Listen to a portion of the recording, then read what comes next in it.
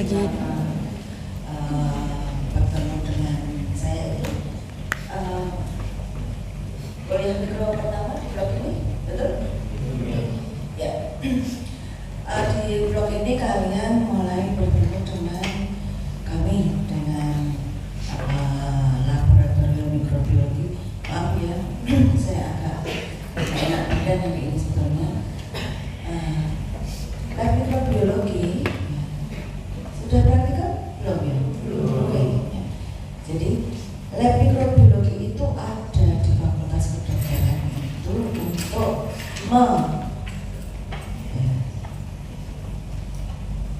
satu lagi nih Dek, tolong usahakan bagaimana mulai membiasakan diri untuk menulis. Menulis itu pakai tangan, bukan pakai gadget. Mengapa seperti itu? Karena keterampilan motorik halus itu dibutuhkan untuk seorang dokter. Kalau kamu sudah nggak pernah nulis, kalau sudah nggak pernah nulis, nanti keterampilan motorik halusmu menurun. Padahal semua keterampilan itu ada di sini, di tangan. Sudah sekiranya kan? Sudah diajari nama pemeriksaan fisik sudah? Palpasi sudah? Nah, pakai apa palpasi? Kalau perkusi pakai apa? Nah, kalau tanganmu nggak kamu latih, nanti motorik halusmu tidak terlatih. Jadi saya tidak anti gadget ya, tapi saya mengingatkan kalau kadang menulis, kemudian dengan menulis kalian mengingat, itu akan membuat lebih membantu untuk recall. Apalagi kalau kalian itu nanti bisa di searching di YouTube, itu nggak akan nyantol deh, sulit deh. Kecuali nulis itu membaca, mendengarkan ditulis, itu ada dua. Dan nanti motorik halusmu juga akan terlatih.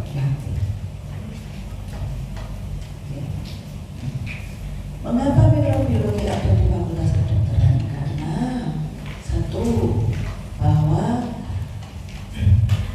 penyakit infeksi itu merupakan suatu penyakit yang ditemukan atau diyakini pada pertama kali. Ya. Jadi orang sakit itu tidak sama dengan orang sehat itu. Pertama kali diyakini karena something, ada yang berbeda, ada sesuatu yang mengganggu.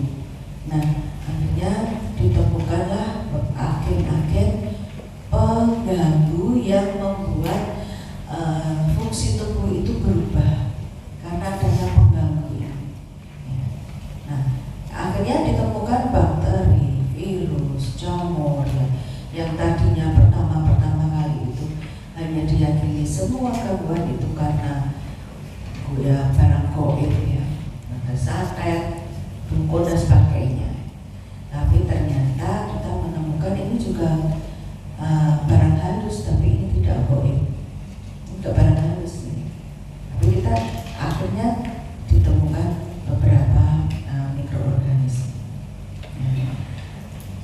Bagaimana cara kita tahu bahwa penyakit ini disebabkan oleh mikroorganisme? Maka berkembanglah cara-cara mendeteksi apakah di dalam tubuh pasien itu ada mikroorganismenya yang mengganggu, yang membuat kerusakan atau membuat fungsi dari organ-organ itu berubah. Jadi kalau dia ketemu, yes, berarti memang penyebabnya dia. Nah, itulah di sini fungsi dari lab mikrobiologi adalah mengajarkan kepada kalian bahwa ada ini loh, ada virus, ada bakteri. Ya. Kalau sebetulnya jamur itu termasuk, tapi di sini jamur diampu oleh bagian parasit. Sama-sama kita mengampu agen-agen infeksius. Jadi mikrobiologi klinik diagnostik itu adalah cara-cara mendiagnosis penyakit infeksi melalui pemeriksaan mikrobiologi. Jadi Goalnya adalah menemukan apa? Menemukan agen infeksius di dalam tubuh pasien yang direpresentasikan dengan sampel. Jadi kita mengambil sampel bagian tubuh pasien di mana diduga mikroorganisme itu berada di sana dalam jumlah banyak. Ya, kita ambil misalnya kita sampel mengambil mahasiswa kedokteran yang harus di ruangan kuliah ini, jangan diambil di lapangan sepak bola, nggak akan dapat. Ya, itu namanya mengambil sampel. Kita mengambil contoh dari bagian tubuh pasien yang diperkirakan di sanalah mikroorganisme itu berada. Yang pertama, slide kan, ini tujuan pembelajarannya skip aja. Jadi yang pertama itu adalah kita mengambil sampel dulu. Jadi ini urutannya. Kita gimana sih kalau mau mengetahui penyakit infeksi disebabkan oleh X misalnya TBC disebabkan oleh Mycobacterium tuberculosis. Nah, kita cara mendeteksi pasien ini sakit TBC gimana? Yaitu pra-analisis. Jadi sampel itu menunjang atau berperan untuk kesuksesan pemeriksaan itu 70%. Jadi adik-adik harus tahu bahwa pengambilan sampel ini merupakan barang yang sangat krusial. Ya. Salah sampel, salah diagnosis. Nah, pada pengambilan sampel ini diupayakan agar benar-benar sampelnya itu representatif. Artinya apa? Sampelnya ini benar di tempat yang kuman atau mikroorganisme itu berada, kemudian diusahakan lagi dekontaminasi, jadi tidak ada kontaminasi. Jadi cara-cara pengambilan sampel ini sangat diperhatikan, jangan sampai ada kontaminasi. Misalnya apa? Misalnya kita mau mengambil sampel darah, kita mau lihat apakah pasien ini sepsis yang bakteri ini. Kita ambil sampel darah. Nah, tempat tusukan, tempat kita mengambil, tempat plebotominya, tempat ambil darahnya itu lewat vena, kita nusuk kulitnya didesinfeksi dulu. Jangan sampai nanti kuman yang dari kulit itu terikut. Kalau dia terikut nanti akan terjadi miss. Apakah ini kontaminan dari floranya kulit tempat tusukan tadi atau benar-benar berada kuman yang ada di dalam darah? Kalau sebetulnya pasien itu bukan sepsis, tapi sampel kita terkontaminasi dengan Staphylococcus yang ada di kulit, nah nanti akan nampak atau akan tumbuh mikroorganisme itu, padahal itu bukan penyebab.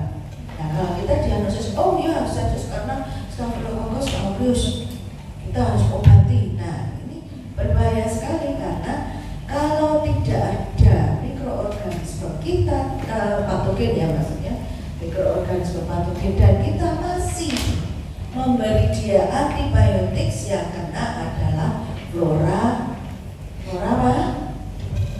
Flora apa ya? Tubuh kita ada bakteri baik dinamakan flora normal. Ya. Di mana saja flora normal berada? Di kulit. Ya, jadi di kulit itu nanti kalian akan praktikkan membuktikan bahwa di tanganmu itu ada kumannya. Ya.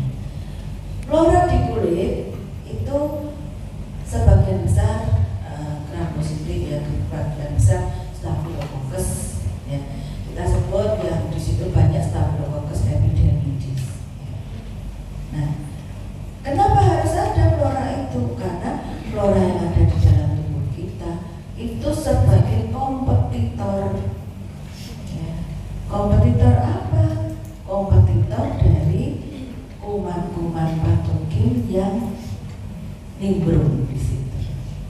Jadi kalau ini kalian sebagai orang normal kelas ini, kalau nanti ada orang asing datang, kalian banyak, oh tinggal 1, 2, 3. Dia hanya berdua di antara kalian, dia akan diam.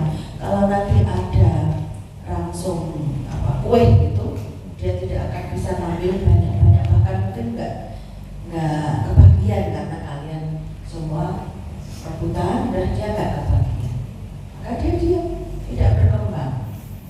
Tapi kalau flora normalnya terganggu, misalnya sebetulnya nggak ada patogen di situ, tapi kita pakai antibiotik, maka floranya akan mati.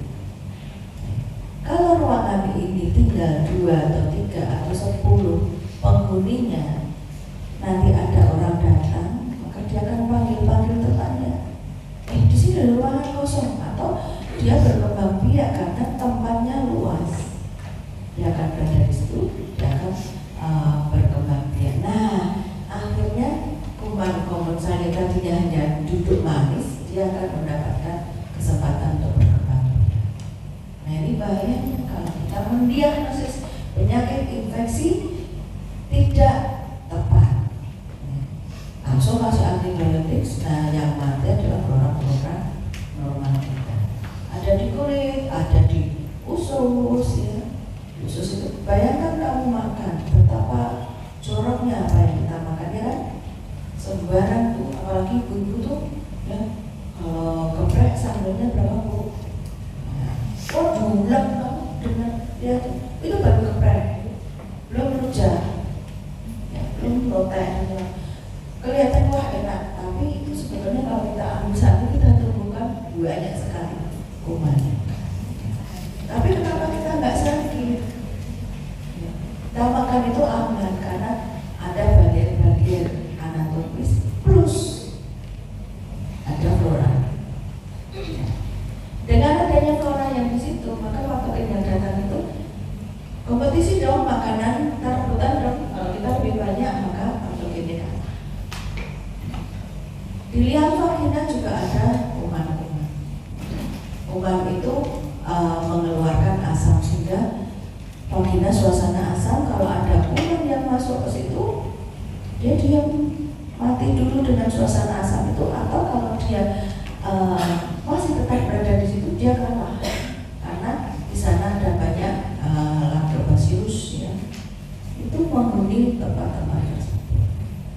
Nah, ini jadi sampel sangat menentukan, jangan sampai sampel itu terkontaminasi.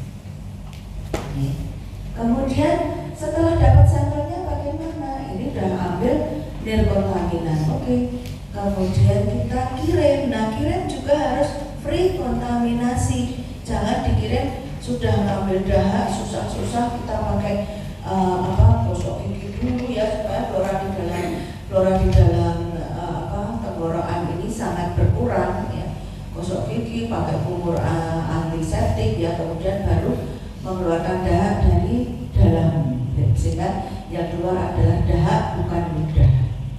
Sudah susah-susah begitu, ditaruhnya di tempat yang tidak steril, wadahnya tidak steril. Nah, ini salah lagi, ya. Jadi transport itu wadahnya harus steril, harus tertutup rapat, ya. Kemudian dikirim segera, ya. Harus dikirim segera. Ini namanya transport sampel, itu pentingnya seperti itu.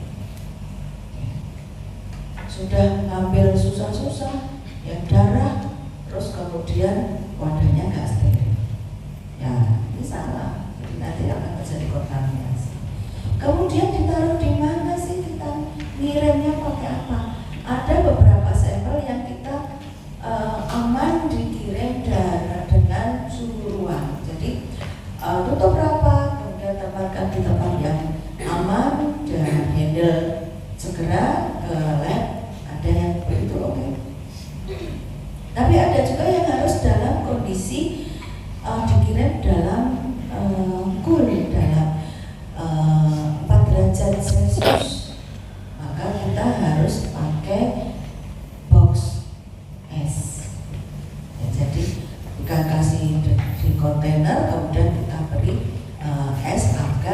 suhunya 4 derajat. Nah, ini ada nanti adik-adik kalau tertarik bisa mempelajari lebih lanjut. Sampai di lab bagaimana?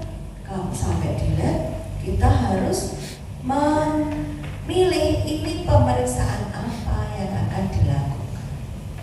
Jadi teknik pemeriksaannya harus tepat. Ini mau dicek gram, apa mau dikultur atau mau di PCR, ya maka ditentukan. Kemudian dipilihlah analis yang sesuai dengan kemampuan.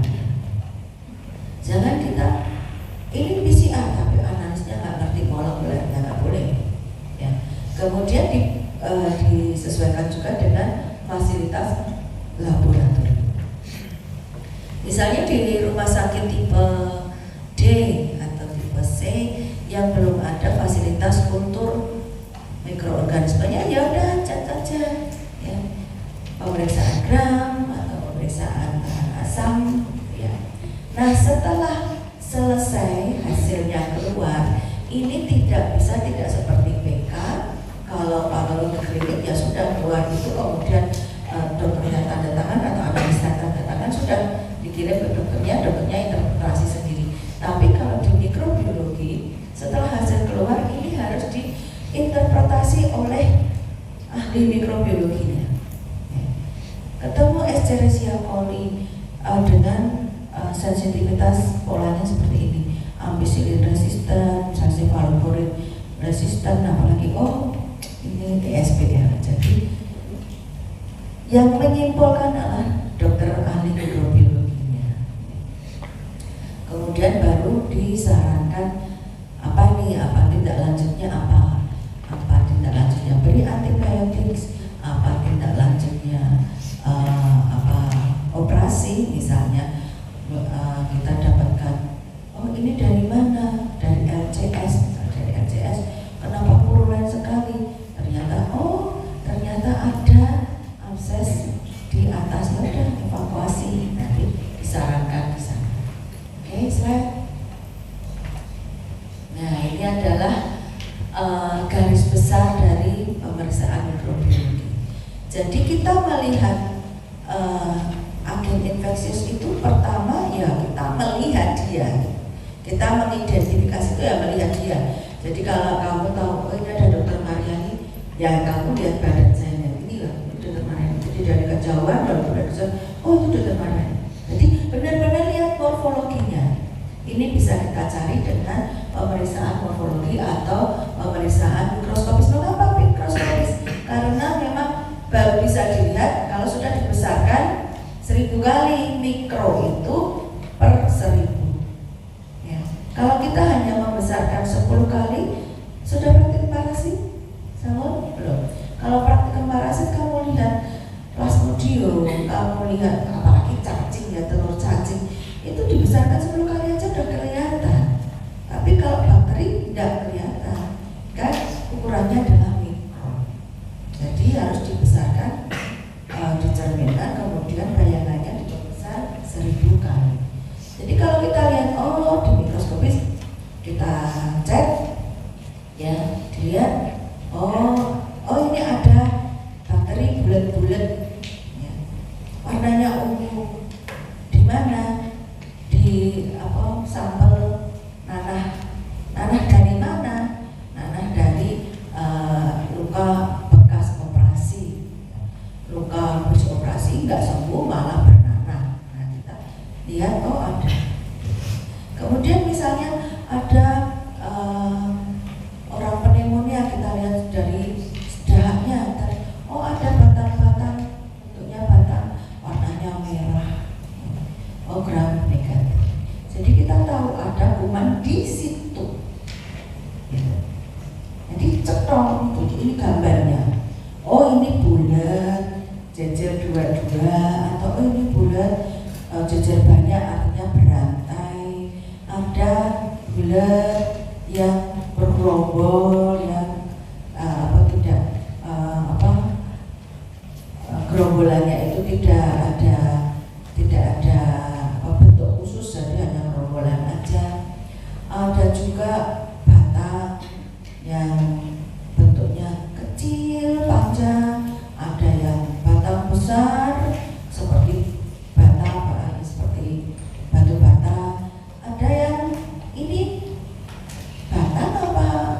bulat ya batang tapi sangat pendek. Kalau bulat agak panjang. Nah itu sebagai koko basil. Nah seperti itu kita benar-benar melihat itu namanya pemeriksaan mikroskopis atau pemeriksaan morfologi.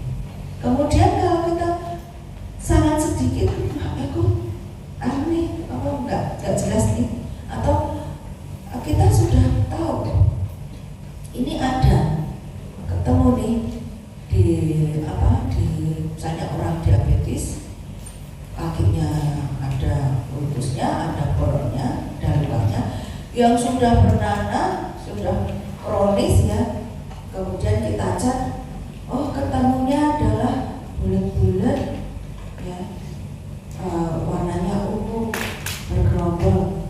Tapi apa ya ini? Staphylococcus yang mana? Aureus apa epidermidis? Kita nggak tahu misalnya. Atau kita lihat, oh itu ada batang-batangnya nyebar banyak. Apa ya? Karena banyak yang mirip gitu. Jadi kalau seandainya morfologi itu bisa dikenali apabila sangat spesifik. Tapi kalau yang tidak spesifik kita hanya bisa bilang fokus gram negatif, fokus gram positif, batang gram negatif, batang gram positif, gitu toh.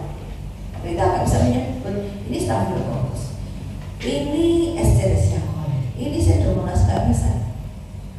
Ya, karena itu tidak khas, hanya begitu saja. Beda kalau misalnya kita ngecat bakteri tahan asam, misalnya dari mana ini?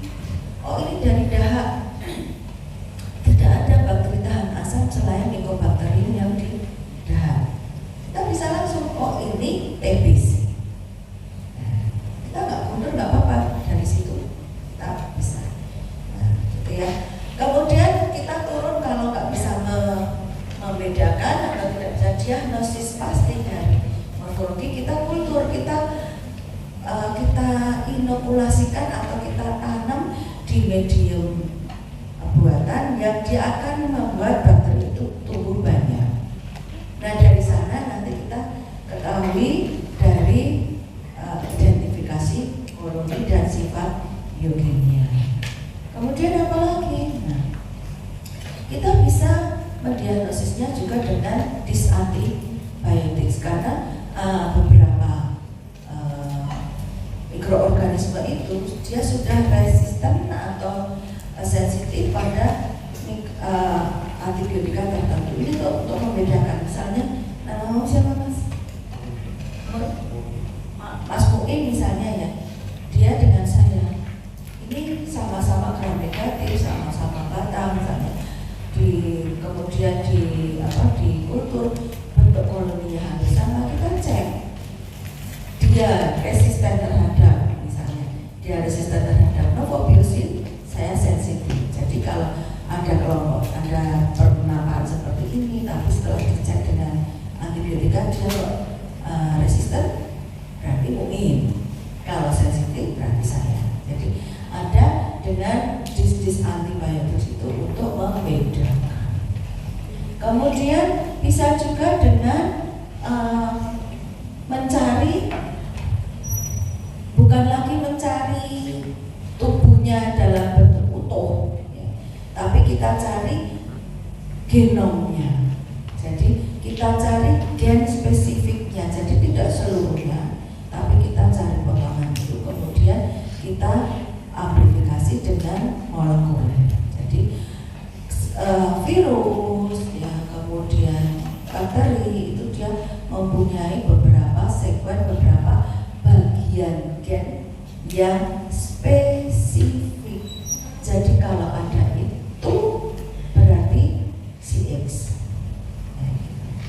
Misalnya kalau kita ya, misalnya kalau ada tahi lalat di pipi, berarti itu Dina misalnya. Kita cuma mengenali tahi lalatnya toh, itu sudah bisa. Jadi pemeriksaan molekuler itu ada yang kita cek seluruhnya, genomnya, seluruh materi genetiknya, segmennya semua, tapi ada yang hanya potongan kecil-kecil, itu namanya gen. Nah ini dicek dengan dengan molekuler.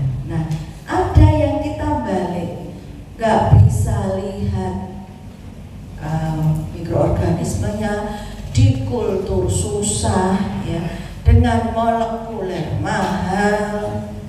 Terus gimana? Kita bisa balik dengan cara mengikuti jejak mikroorganisme itu di dalam tubuh. Itu namanya pemeriksaan imunologi. Jadi pada saat kita kemasukan agen, tubuh membuat reaksi. Membuat apa, Dek? Membuat reaksi. apa? Reaksi. Reaksi apa? Jadi kita membuat apa nih? Kalau kita masuk, ada kuman masuk, kemudian kita bereaksi itu membuat apa? Imun apa? Antibody. Jadi kita mencari antibody spesifik untuk mikroorganisme itu, spesifik. Jadi didapatkan dari mana antibody itu? Imunologinya sudah kuliah apa? Sudah kuliah belum? Apa? Topiknya apa? Dasar-dasar imunologi. Jadi kalau kita masuk agen, ya, kemudian kita akan dengan rangkaiannya kita bisa membentuk antibodi yang spesifik untuk si X tadi. Nah antibodi ini terlarut di dalam plasma. Jadi kita kalau kita memeriksa antibodi, maka kita ambil sampelnya apa? Plasma ada di mana? Darah. Jadi kita ambil darah.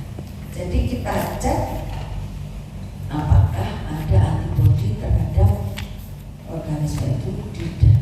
Kalau ada, yes. Right? Oke, ini pemeriksaan mikroskopis selanjutnya. Ya. Jadi tadi sudah saya jelaskan pemeriksaan mikroskopis itu apa. Nah di sini kita bisa memakai pewarna. Mengapa bisa memakai pewarna? Karena bakteri itu daya serap warnanya terhadap zat warna itu lebih tinggi daripada artefak sekitarnya. Jadi walaupun sama-sama dikasih warna satu tok merah, nanti bakteri itu akan nampak lebih merah dari sekitar. Jadi dia lebih kelihatan kok bulat ya bulat. Kalau bakteri itu berbentuk batang, dia juga kelihatan batangnya. Nah, ini kalau hanya satu warna kita sebut sebagai pewarna sederhana. Satu warna merah atau biru, ungu, gitu ya. Jadi apapun yang kita berikan pewarna itu akan membuat bakteri kelihatan lebih jelas. Jadi kita tahu, oh ini kopus, oh ini batang. Ya. Batangnya bagaimana? Oh batang fusifon, ujungnya lancip. Oh ini batang yang sangat halus, tipis panjang. Oh ini batang yang tebal-tebal. Oh ini batang yang gendut pendek tapi tebal. Nah itu bisa dibedakan dari sana. Nah kemudian ada pewarnaan khusus. Pewarnaan khusus ini untuk mewarnai bagian-bagian tertentu dari organisme itu. Bakteri itu ada yang punya kapsul, ada yang punya flagel. Ya.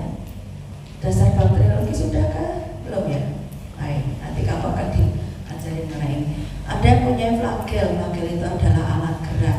Ada yang punya granul. Nah kita ngecek itu sehingga kita bisa mendiagnosis. Oh, misalnya difteri itu dia punya granul di sepanjang batangnya. Jadi kalau dicek gram biasa kita nggak bisa tahu untuk difteri. Ini apa tuh kok kayak batang tapi kok bolong-bolong apa ya ini? Tapi begitu dicek dengan pewarnaan granul ternyata sepanjang batangnya itu ada bulat-bulat granul. Oh iya ini difteri. Kalau ketemu itu maka kita sudah bisa menentukan ini pasien terkonfirm ada infeksi Corynebacterium diphtheria.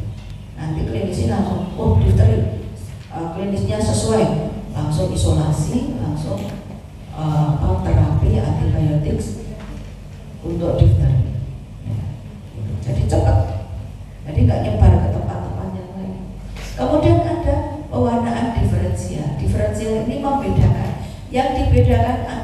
dinding.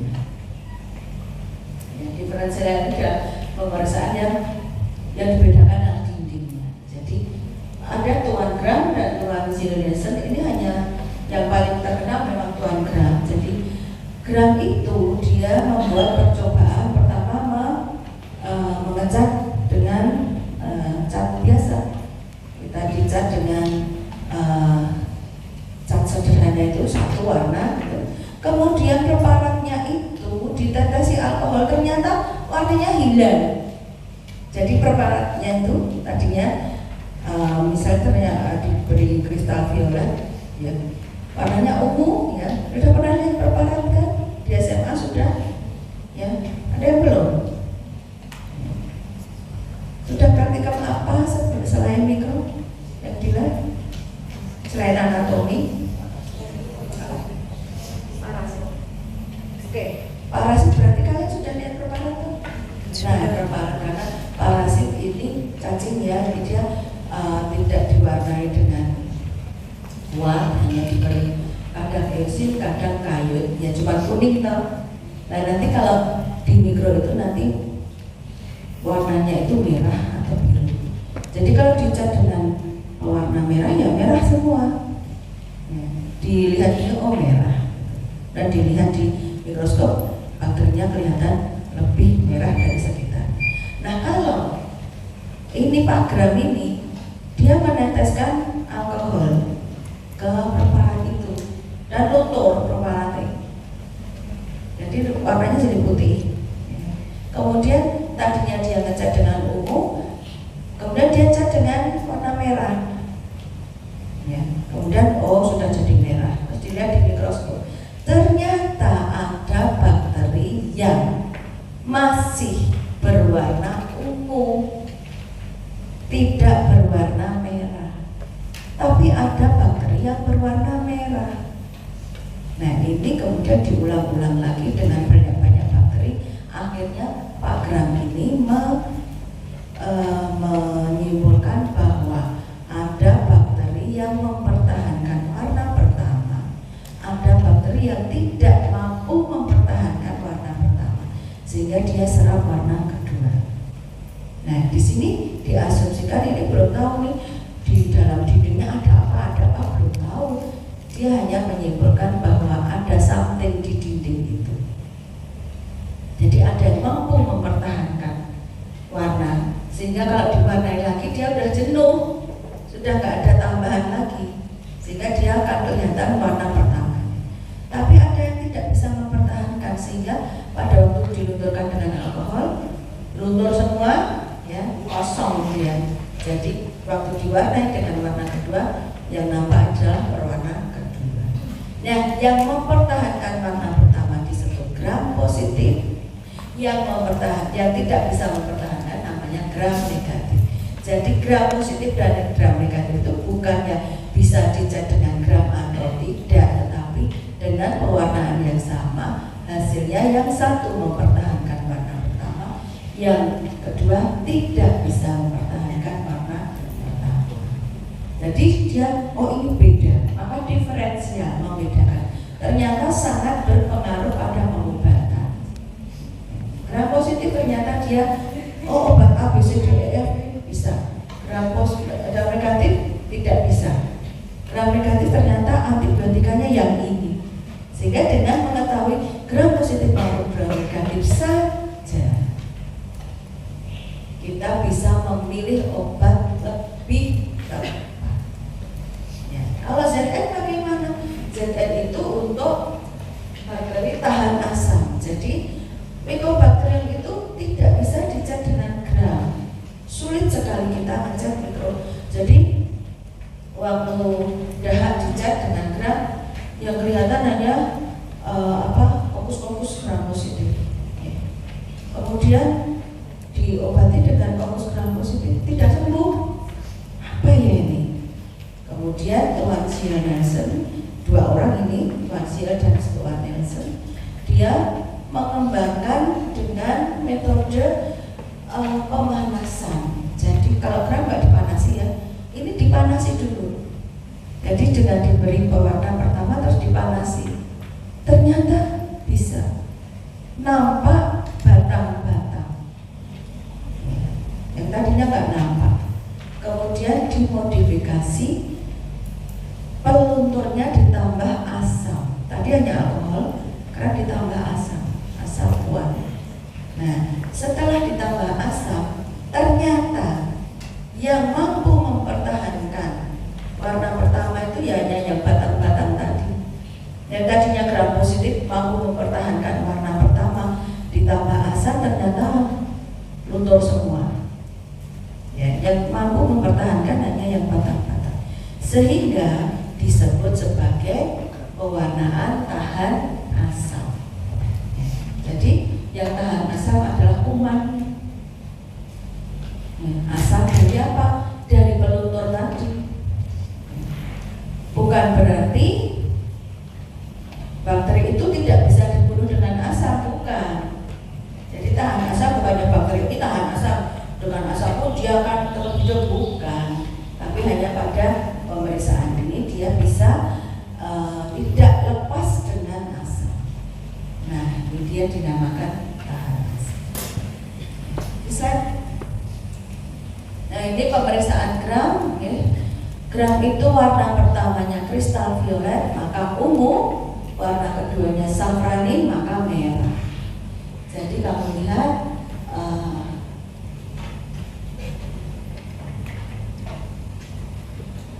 lihat ini gram negatif yang warnanya merah, ini leukosit, ini yang titik-titik ini, ya, yang di dalam ini atau yang di luar ini, inilah bakterinya. Jadi bakterinya bukan yang ini D, ini leukosit. Sudah praktikum PK? 5? Belum? Baik, ini leukosit. Nanti kamu akan lihat di PK. Yang di dalam leukosit ini ada titik-titik kecil-kecil, makanya kecil banget ini. Kalau dengan pembesaran 10 kali leukosit kelihatan, bakterinya nggak kelihatan. Pembesaran 100 kali, bakterinya masih belum kelihatan, tapi 1000 kali kelihatan. Nah, ini intrasel yang di dalam sel leukosit. Yang ini intrasel di luar sel leukosit. Nah, inilah bakteri penyebab kencing nanah, gonorrhea. Ya, dapatkan sampelnya dari mana? Dari sekret yang keluar dari uretra, jadi kemaluan. Oke. Kemaluan keluar nanah, kita swab, kemudian kita buat preparat, dicat gram, kelihatan seperti ini. Nah, ini adalah batang-batang, dia panjang ya, batang-batang gram negatif warna-warnanya merah. Oke. Nah, ini adalah Escherichia coli yang ada di dalam usus kita. Apakah ini didapatkan dari usus? Tidak, Escherichia coli ada di dalam usus, tapi kalau dia itu nanti dolan, ya, dia masuk ke tempat yang bukan habitatnya, maka dia akan jadi patogen. Misalnya Escherichia coli kalau di usus tidak apa-apa, tapi kalau dia masuk ke saluran kemih, ya, lewat miligram masuk ke vesika, jadi ISK. Ini adalah Escherichia coli. Diagram negatif, soliter itu tersebar satu-satu, tidak ada formasi khusus. Kalau ini formasinya dua-dua. Jadi ini setiap ini adalah dua, ini juga dua, ini dua. Jadi dua gandeng maka disebut diplo atau duplo. Ya. Ini fokus berpasangan atau diplokok. Ya. Formasi penting untuk disebutkan karena itu merupakan suatu formasi yang menunjukkan ciri dari spesies-spesies tertentu. Nah, kalau Escherichia coli ini soliter, dia nyebar, tidak ada formasi khusus. Nah, ini gram positif warnanya ungu. Ini juga dua-dua dan dia berkapsul. Ini nama ini didapat dari daha, ya. Dari daha ketemu seperti ini, ya. Hampir seperti apa ya? Kalau di sini fokusnya kayak begini, kalau stapler ini, kalau belok ini, kalau stapler. Tapi gandeng dua-dua sama. Ya. Warnanya ungu, maka ini fokus siklus berpasangan dan berkapsul, dapat dari dahan. Kemudian kalau ini bentuknya batang yang kalau ini tadi teratur tidak ada formasinya. Kalau ini formasinya palisade, kan sudah pernah dengar palisade? Ya, sudah mempelajari biologi daun, kemudian batang kayu, ya. Itu palisade, itu panjang tapi seperti pagar gitu. Jadi bukan begini tapi. Nah, palisade, dan di beberapa tempat ada yang membentuk sudut sehingga kita menyebutkannya seperti huruf Cina. Ya, jadi ini ada yang membentuk sudut, ya, dan ada yang membentuk sudut lagi. Nah, kalau kita mendapatkan seperti ini berwarna ungu, di mana dari suap tenggorok, kita harus hati-hati. Tapi apakah ini benar ini diterik? Ya, ini hanya ancar-ancar kecurigaan.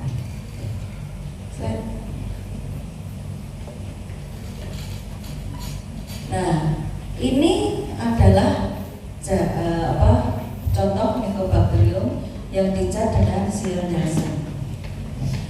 Pada dari di dahan ini tuberkulosis ini panjang-panjang, yang panjang-panjang, warnanya merah karena warna pertama adalah fusin berwarna merah, maka dia pertahankan warna merah. Warna keduanya adalah methylene blue berwarna biru.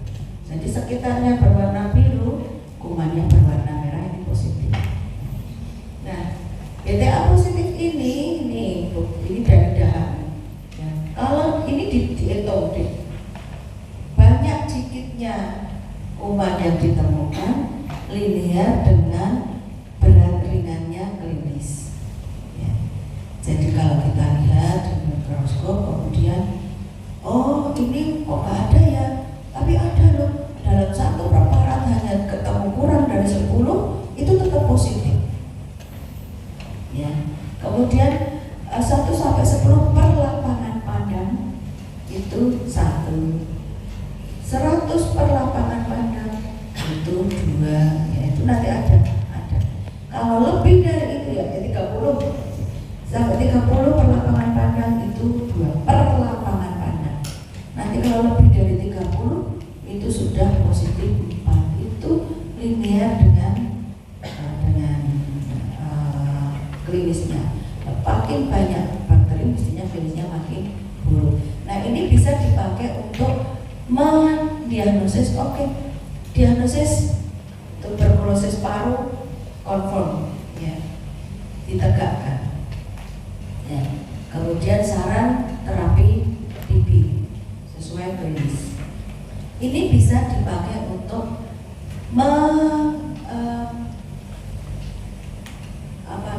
mengawasi atau melihat respon pengobatan, ya, menilai respon pengobatan. Jadi pertama kali diperiksa positif berapa? Semisal positif 3, orang sudah batuk, sudah kurus, sudah, ya, kemudian di 3 bulan diterapi, cek lagi. Oh sudah, klinisnya sudah membaik, kita lihat. Atau klinisnya tidak membaik, kita lihat. Klinis tidak membaik, tapi kita lihat kok kumannya berkurang dari positif 3 menjadi positif 2. Respon ini mungkin klinis tidak baik, ada faktor-faktor lain. Teruskan pengobatan, jangan berhenti. Tapi kalau klinis tidak membaik, kita cek tadi 3 positif, sekarang bukan ya 3 malah jadi 4 misalnya. Oh stop, kita evaluasi dulu, kita cek dulu, jangan-jangan ini udah resisten sehingga tidak bisa diobati dengan obat itu. Nah ini jadi menilai respon pengobatan. Kemudian kalau respon bagus, terus sudah negatif, nggak langsung stop, cek dulu nanti 2 minggu berikutnya. Negatif, 2 kali negatif, 3 kali negatif, oke, sembuh. Klinisnya bagaimana? Klinisnya udah kayak gitu, stop pengobatan. Nah ini bisa dipakai itu. Nah, Mycobacterium yang lain adalah lepra. Adik-adik hati hati-hati saat ini lepra merebak lagi. Siapa yang rumahnya Sukarjo? Ada? Banyak yang dari sana ya, ke RSUNS maupun ke Indriati banyak ini lepra, ini Morbus Hansen. Ini didapatkan dari swab, kadang-kadang mereka swab hidung ya, bukan nasofaring tapi hidung. Tapi sering kita dapatkan di cuping telinga ini, yang kita ambil adalah serumnya. Ya. Jadi kita lukai dikit, ya.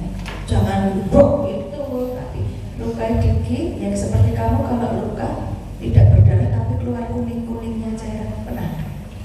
Nah itulah serum. Nah kita ambil itu, kita taruh di objek gelas, kemudian kita jadi cuping telinga. Ya. Kita dapatkan ini.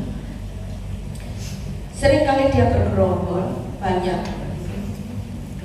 Ini juga bisa dipakai untuk melihat respon pengobatan. Selain.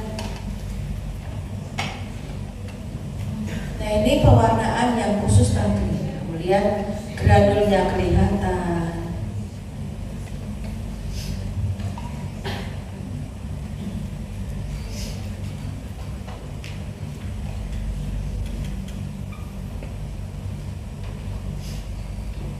Dilanjutkan nggak? Ada yang masih punya acara? Keluar aja yang masih ada acara aja. Jangan terpaksa duduk di sini. Yang semua boleh ditandatangani. Saya tidak peduli kamu datang atau tidak, tanda tangan aja. Tapi di sini kalau ada yang mengganggu temannya atau saya merasa terganggu, keluar aja. Kamu di luar sudah ada PowerPoint-nya toh? Saya tidak menyembunyikan bahan saya, keluar saja, tidak usah ikut kuliah. Kamu bisa belajar sendiri kok. Tapi kalau berada di sini, berikan hak teman yang ada di dalam. Setuju? Setuju ya? Setuju nggak Pak?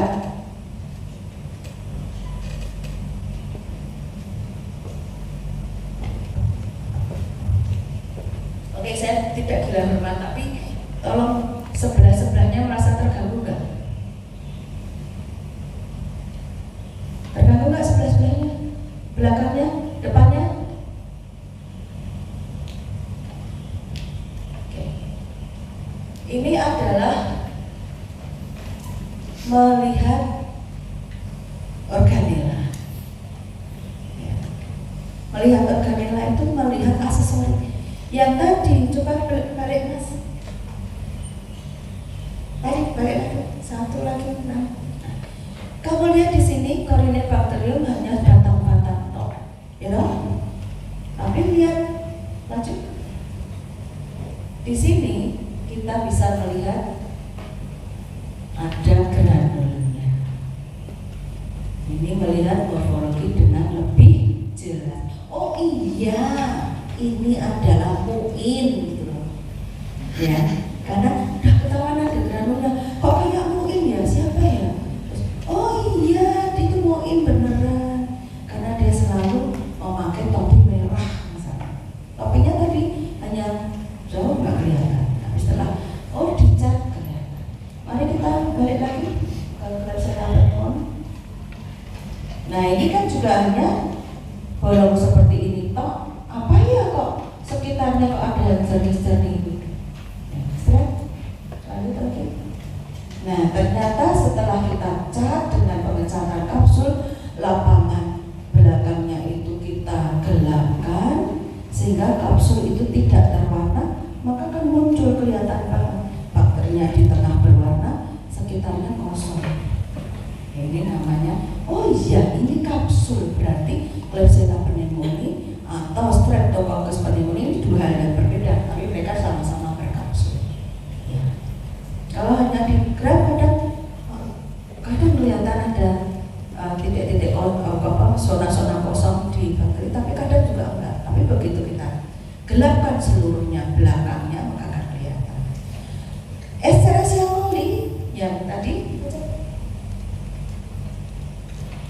Escherichia coli yang hanya begini, ini bisa kita bilang ini Escherichia coli, apa Klebsiella, apa Pseudomonas, bentuknya sama. Tapi begitu kita cek dengan pengecatan khusus, kita bisa lihat bahwa Escherichia coli itu flagelnya di seluruh batangnya. Kalau Pseudomonas nanti flagelnya di buntutnya aja. Nanti ada Proteus juga, dia punya bakteri ada flagelnya di ujung-ujung dan banyak. Dan berbeda-beda itu kita bisa melihat, oh ini Proteus, ini Klebsiella atau Escherichia coli. Gitu. Kalau Klebsiella dia tidak punya flagel. Jadi tadi pada waktu drum sama-sama duduk, begitu dicek dengan pengecatan flagel, oh ini nggak ada flagelnya Klebsiella. Ini flagelnya peritric atau seluruh tubuh di Escherichia coli. Nah, ini adalah pemeriksaan yang ditumbuhkan tadi. Kalau kita kelihatan batang gram negatif, apa ya? Banyak sekali kuman yang batang gram negatif. Kita nggak bisa menunjuk ini A, ini B, ini C, nggak bisa. Maka kita lanjutkan dengan pemeriksaan kultur. Slide. Pemeriksaan kultur itu satu untuk melihat morfologi koloni. Jadi kita mengenali lewat koloninya. Oke. Ada medium, ada bermacam-macam. Ini medium plate. Plate itu ya di piring atau di petri yang bentuknya itu bulat. Nanti kamu akan lihat semua. Kemudian mediumnya padat. Ya, namanya medium plate. Ya, ini biasanya untuk hitung kuman. Nah ini kita ini dari udara ini kita buka medium itu, kemudian bakteri akan nempel pada medium tersebut, kemudian kita inkubasi. Nah ini ada setiap koloni ini yang berbeda-beda, ini bakteri yang berbeda. Jadi ini ada titik putih, ada titik kuning, ada besar kuning, ada besar ini, ada yang ini kuning, berbeda-beda. Ini semuanya bakteri yang berbeda.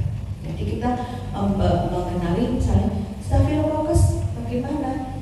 Oh bulat, oh cembung, putih, pinggirnya rata. Nah itu ciri-ciri koloni itu akan kita pakai untuk mendiagnosis ini apa. Kemudian yang slant, yang miring, kemudian tertutup, yang rapat. Ini untuk kultur yang jangka lama. Misalnya TBC itu, ini TBC ya TBC itu tumbuh dalam waktu 3 minggu lebih. Jadi kalau kita pakai plate gini, belum sampai dia tumbuh, mediumnya kering. Ya, maka kita pakai mediumnya seperti ini, tertutup rapat, ya, sehingga tidak evaporasi. Ya. Atau kita punya bakteri, kemudian kita simpan untuk koleksi. Loh kan, kalau yang lain untuk koleksinya, ya, ada buku, ada apa. Kalau kami koleksinya bakteri. Nah, bakteri kita simpan. Untuk apa? Untuk melayani penelitian. Oh, penelitian apa? Aku punya, ya, dipakai.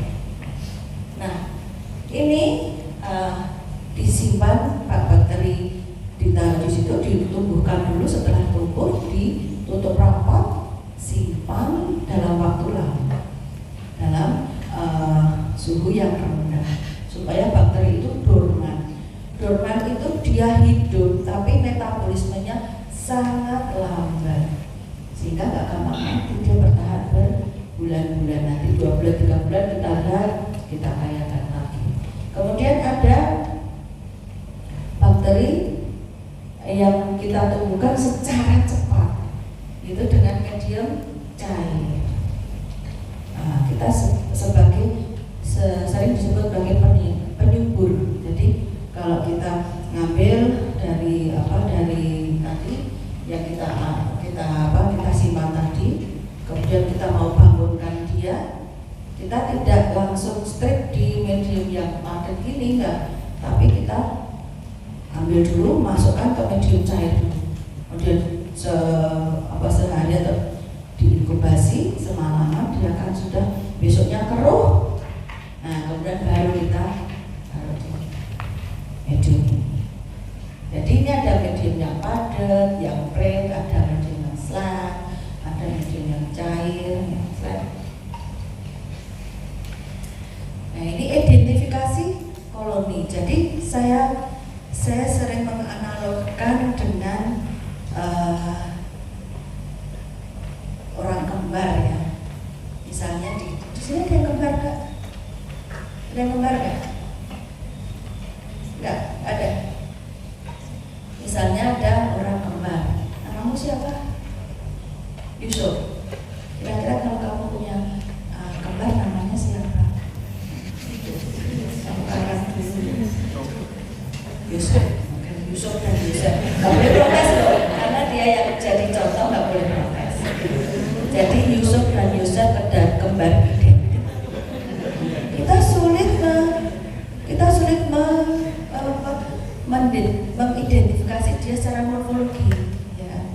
Ketemu kali, Sob, aku Yusuf. Oh salah. Ketemu lagi, Sob, aku Yusuf. Belum salah lagi. Jadi sama seperti tadi kita lihat di gram Batam, gram negatif lah apa?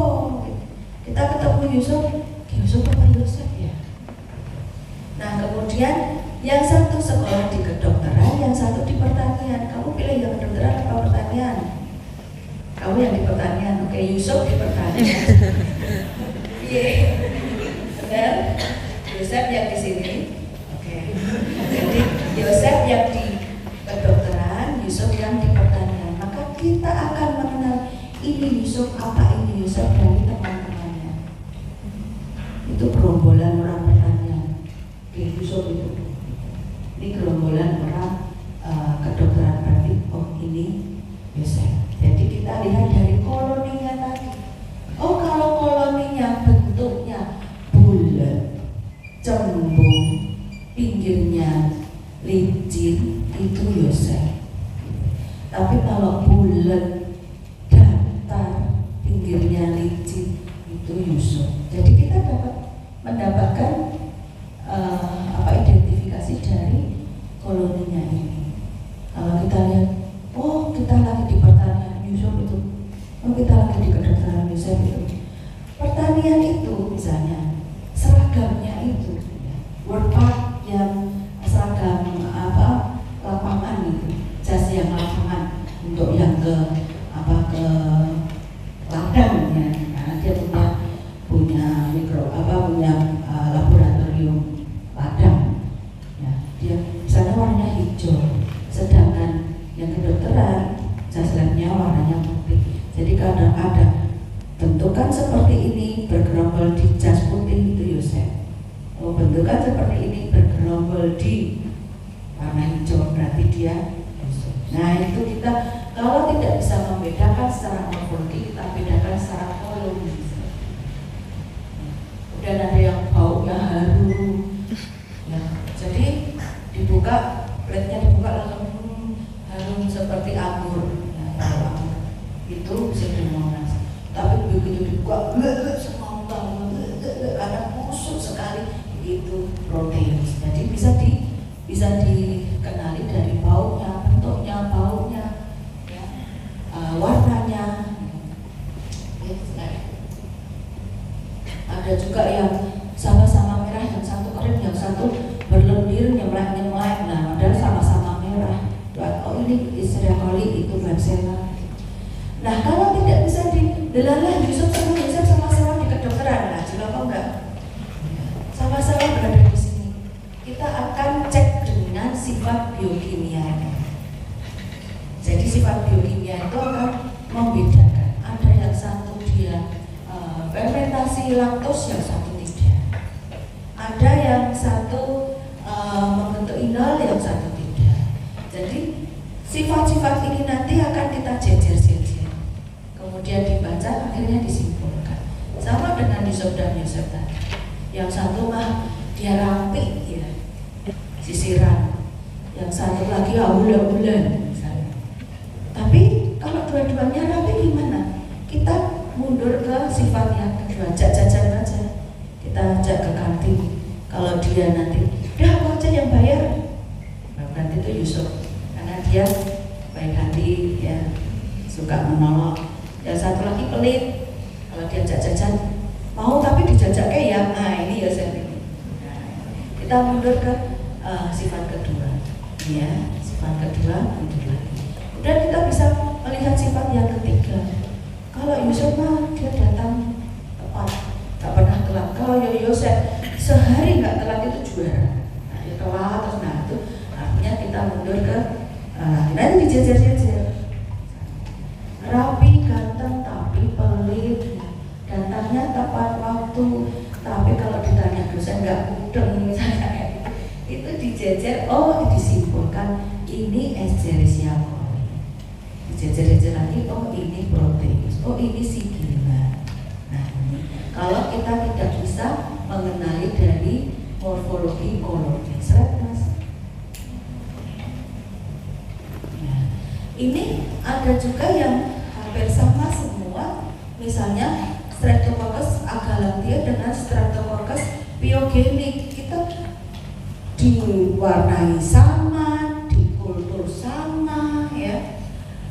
Nah, di biokimia sama, maka kita pakai dengan antibiotik. Nah, pada Streptococcus agalactiae yang membedakan dengan pyogenes ini dengan uji basitrasi. Ini bisnya antibiotika ini namanya basitrasi. Nah, nanti kalau yang sensitif namanya biogenik, yang resisten namanya agalactiae. Ada Staphylococcus epidermidis dan Saprophyticus sama-sama ditemukan di urin, tapi kita bingung ini dua-duanya ini flora normal, ini flora lingkungan, kok bisa ke urin, mana ini yang kontaminan atau mana ini yang patogen sejati. Maka kita cek dengan nomobiosin. Kalau di nomobiosinnya ini sensitif, maka Saprophyticus. Oke. Jadi kita bisa cek dengan antibiotik. Slide. Nah, kalau tidak bisa kita dapatkan sampel yang bisa dikultur, bagaimana? Kayak misalnya sifilis, ya, treponema. Treponema itu dilihat ya sulit, ya, karena dia tidak menyerap warna. Maka di gram atau dicek dengan apapun, dia tidak menyerap warna, kita sulit. Maka kita bisa melihat dia dengan mikroskop medan gelap atau mikroskop yang pakai beberapa filter sehingga nanti dia akan nampak. Itu mikroskopnya aja tidak semua layanan kesehatan punya, ya. Sehingga treponema itu termasuk bakteri yang sulit kita melihat keberadaannya secara morfologi maupun secara kultur, ya. Nah, itu ternyata treponema bisa mempunyai atau menimbulkan respon imun spesifik yang bagus. Kita bisa ke sini, kita bisa ke serologi. Jadi kita hanya melihat antibodi di dalam tubuh pasien ada nggak terhadap treponema. Kalau ada, oh ya berarti sifilis kamu. Sekian banyak virus kita bisa deteksi dengan serologi. Dengue, hepatitis, COVID, ya. Banyak virus kita bisa deteksi dengan ini, ya. Kamu lihat harus ada minimal dua strip. Yang strip satu adalah tulisannya C, harus ada itu C. Mau berapa band pun C-nya harus ada. Band itu kita, ya. Ini loh garisnya. C itu harus ada. C itu adalah kontrol, ya. Ini menggaransi bahwa alat itu masih benar valid. Jadi C nanti harus terbentuk garisnya, ya. Kalau C-nya sudah terbentuk garisnya, oke, ini valid. Kata kita lihat yang berikutnya. Yang berikutnya itu yang sampelnya. Misalnya nih untuk DG, untuk DG ini C, ya. Kemudian dia ada IG, ada IgM, ya. Nanti kalau C ini harus muncul. Kalau sudah ada sampelnya, ini sampel Kemudian tinggal kita lihat IgG, IgM-nya muncul nggak? C muncul, bisa kita baca. IgM positif, IgG positif. Oh, berarti IgG positif, IgG positif, IgM negatif, apa nggak kelihatan? Berarti hanya IgG yang nampak. Valid. Tapi kalau IgG muncul, IgM muncul, C tidak muncul, tidak bisa dibaca ini, tidak bisa dipercaya. Nggak boleh. Kontrol harus positif. Karena kalau kontrol benar, maka reagen ini masih valid, masih benar semua. Nah ini misalnya di sifilis ini juga C-nya positif, sampelnya positif, berarti ini benar kan positif kena sifilis. Gitu. Ini ada listeria banyak yang kita sulit untuk mendeteksi secara morfologi dan koloni, kita lari ke sini. Nah kemudian kalau C ini yang kualitatif ya hanya yes or no, ya. Jadi ini ya dan tidak, kena atau tidak, ada kuman itu atau ada virus itu atau tidak, itu saja. Tapi kalau yang kuantitatif atau semi kuantitatif, contohnya adalah tubek. Jadi ini adalah suatu reaksi untuk melihat antibodi terhadap ini tubek namanya. Jadi untuk melihat typhoid fever, ya, salmonella typhi. Ya, di sini ada 2, 3, 4, 6, 8, 10, 0 di sini sampingnya 0. Ya. Jadi ini adalah suatu rangkaian reaksi yang berdasarkan warna. Jadi di dalam cupnya itu berderet-deret, yang dari cupnya itu kita berikan antigen dari tifoid. Kemudian kita teteskan sampelnya ke sana. Sampelnya apa tadi kalau serologi? Serologi sampelnya apa? Darah ya. Tapi bukan darah yang semua ya, tapi di spin dulu, kemudian diambil serumnya. Oke. Kita ambil serumnya. Kemudian diteteskan di cup itu. Ya. Kemudian dilihat reaksi warna.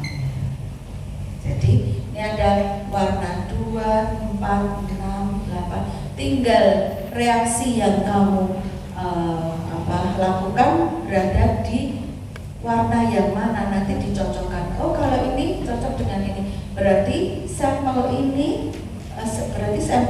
sama dengan angka 8. Berarti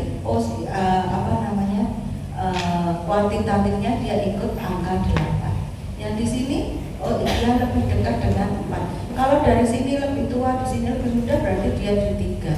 Jadi dikira-kira demikian. Cut off-nya adalah di sini. Kalau dia ada 6, maka dia sudah bisa dibilang ke arah positif.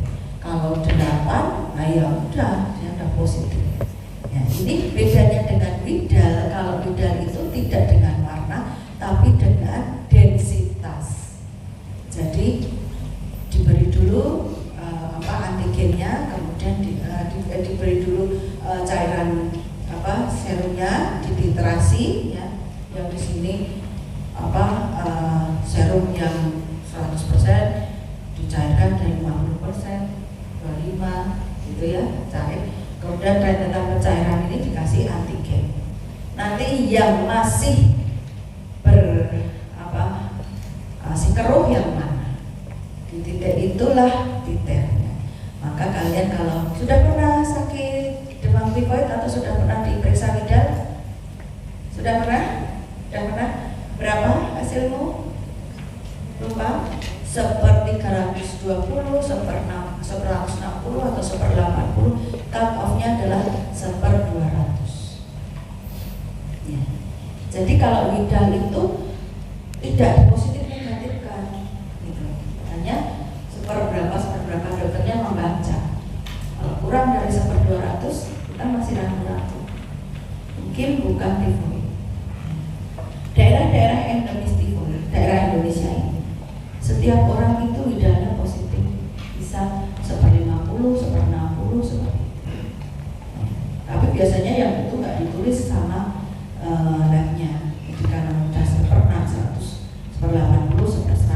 ditulis.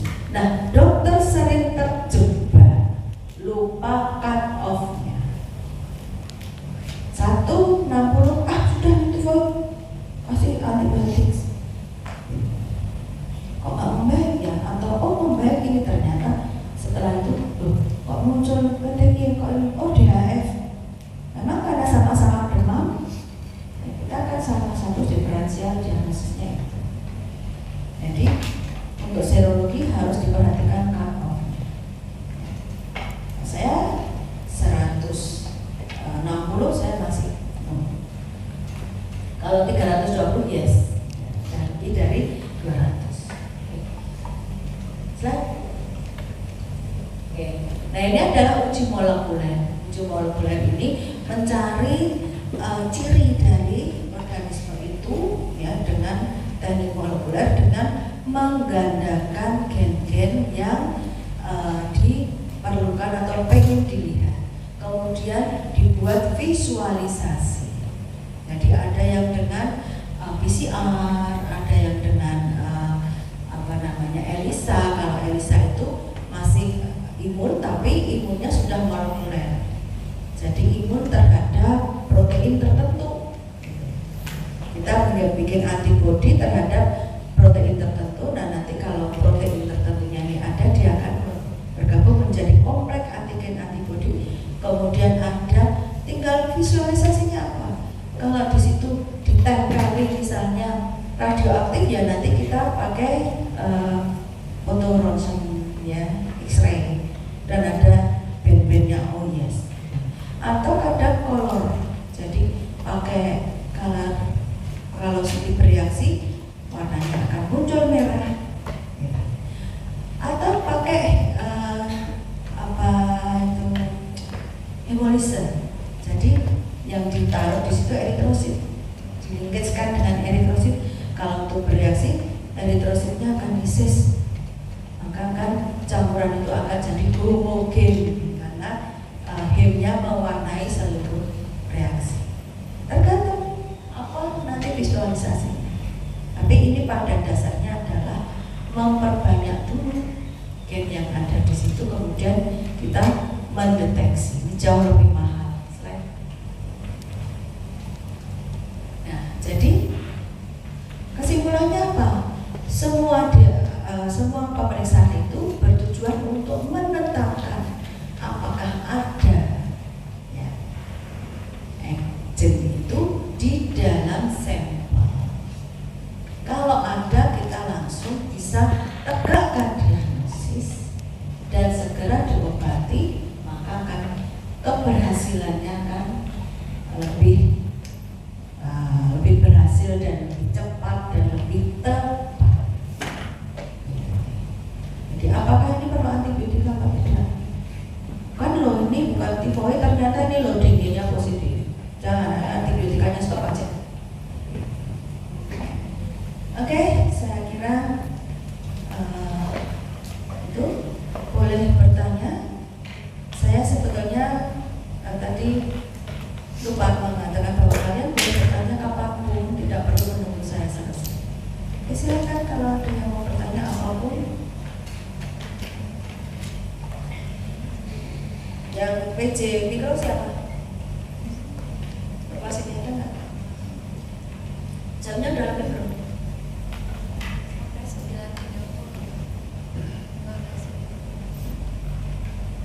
Masih ada waktu, silahkan kalau mau bertanya. Boleh ya, apapun kalian pengen tanya apa, bahkan ngawur pun boleh. Karena orang bertanya itu tidak harus berpikir tanya apa ya, harus berpikir. Tanya apapun boleh, karena apa yang kamu tanyakan itu belum tentu tidak bermakna untuk teman. Saudara ya, kamu bertanya, saya tidak akan membisik-bisik kamu. Saya akan menjelaskan secara terbuka, yang tidak bertanya pun akan mendapat penjelasan. Silakan.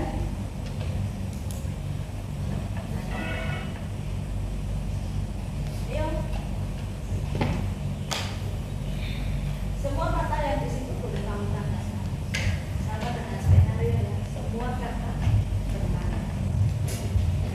Yang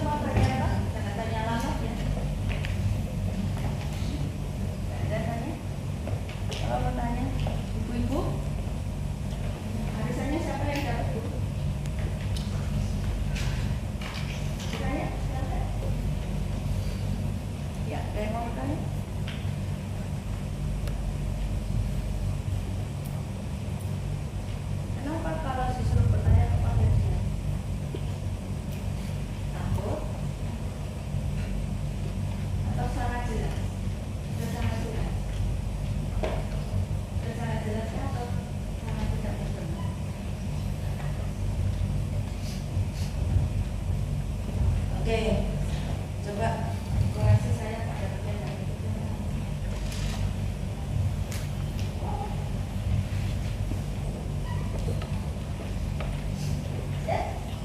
Dosennya bagaimana? Bukan dosennya deh, bagaimana? Kemudiannya sudah disampaikan kembali kemarinnya untuk catatan yang tidak ada di PPT sudah disampaikan.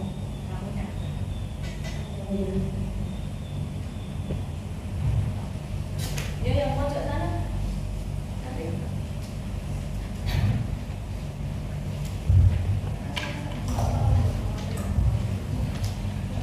Kan jauh. Menurut saya kuliahnya saya dapat mengerti dengan baik, terutama pada gambar-gambar yang ditunjukkan di PPT.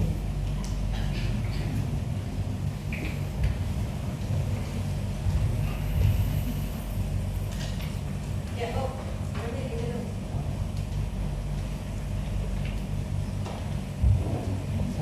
Isi dokter, menurut saya penjelasan dari dokter Maria ini tadi cukup menjelaskan tentang terutama yang bagian preparat. Tadinya saya tidak terlalu mengerti tentang bagaimana sebenarnya apa ya, karena PPT ini lebih banyak gambar daripada tulisan-tulisan. Namun dengan memperhatikan apa yang disampaikan oleh dokter Maria ini itu memberi saya sedikit pencerahan tentang maksud dari gambar-gambar yang disajikan oleh dokter dalam PPT kali ini. Saya belajar apa? Visual, tapi juga harus mengulang-ulang. Pojok depan, Mas. Bisa pakai ini juga? Keras? Keras aja. Bisa harus membaik-baikkan saya loh ya. Saya perlu juga masukan dari Pak. Saya tidak akan hafalkan namanya. Bertanya, ya, masnya pakai ini. Saya maksudnya yang jelas. Saya mau bertanya tentang slide uji serologi tadi yang disampaikan oleh dokter. Uji serologi itu atas dasar reaksi antigen dan antibodi. Nah, apakah dari uji serologi ini bisa mengetahui onset infeksi itu sendiri? Onset infeksi. Oke.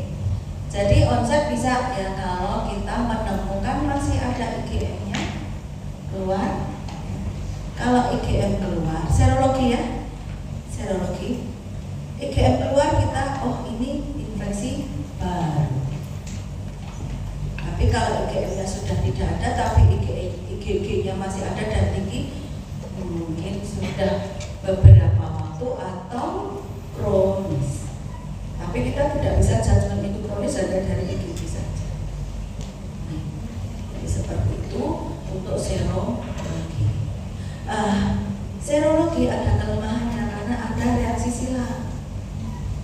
Bisa jadi, misalnya nih, bidarnya positif, tapi dia tidak typhoid fever, karena malaria itu kalau di bidar positif karena antibodinya itu cross reaction. Jadi tetap harus disesuaikan, dilihat lagi dengan klinis. Jadi kalau kita mendapatkan demam tinggi, kemudian bidalnya positif, ya, kita harus cross check lagi dengan klinisnya. Demamnya gimana nih? Oh pakai menggigil, lihat dulu menggigilnya itu periodik enggak? Periodik tiap jam 6 sore saja itu malaria, bukan typhoid. Kalau typhoid demam tinggi, turun sebentar naik lagi, turun sebentar naik lagi, saddle shake. Gitu kan? Jadi serologi yes, tapi harus tetap di confirm dengan klinis. Namanya pemeriksaan penunjang. Jadi tetap harus klinis jadi panglima. Adik-adik tidak boleh mendewa-dewakan pemeriksaan ini skenario-nya, penunjangnya apa, kita lihat dulu. No. Klinisnya apa? Setelah klinisnya apa, maka kita perlu penunjang apa. Jadi misalnya tidak semuanya harus kultur, tidak semuanya harus dicat sekutumnya. Kamu isinya apa? Oh ini menging ya, udah bising seluruh lapangan paru. Kemudian oh ini sudah ulang-ulang dari kecil memang begini sering bengek. Oh ini asma ya, nggak perlu juga sih kita suruh periksa dahak.